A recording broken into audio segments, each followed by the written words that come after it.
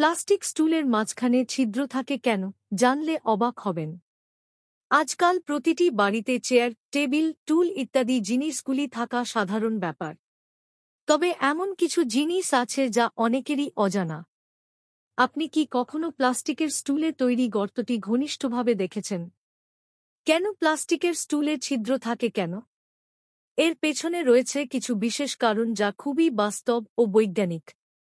আসলে কোম্পানিগুলি যখনই কিছু তৈরি করে তার কোনো না কোনো কারণ থাকে।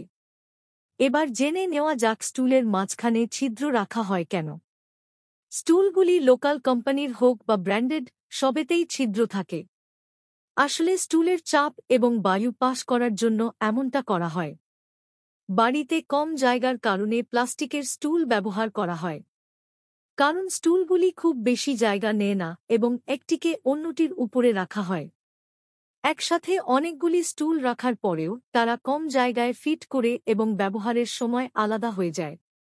এবার যদি এদের মধ্যে কোনো ছিদ্র না থাকত, তাহলে চাপ ও শূন্যতার কারণে এরা একত্রে লেগে যেত, যা আলাদা করা কঠিন হতো।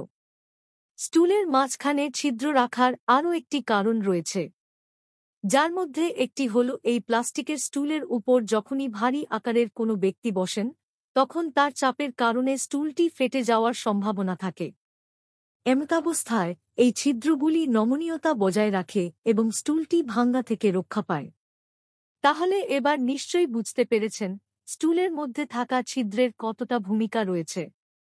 যদি প্লাস্টিকের স্টুলে গর্ত তৈরি করা না হয় তবে সেগুলি সহজেই ভেঙে যাওয়ার আশঙ্কা থাকে, যা মানুষের ক্ষতিরও কারণ হতে পারে।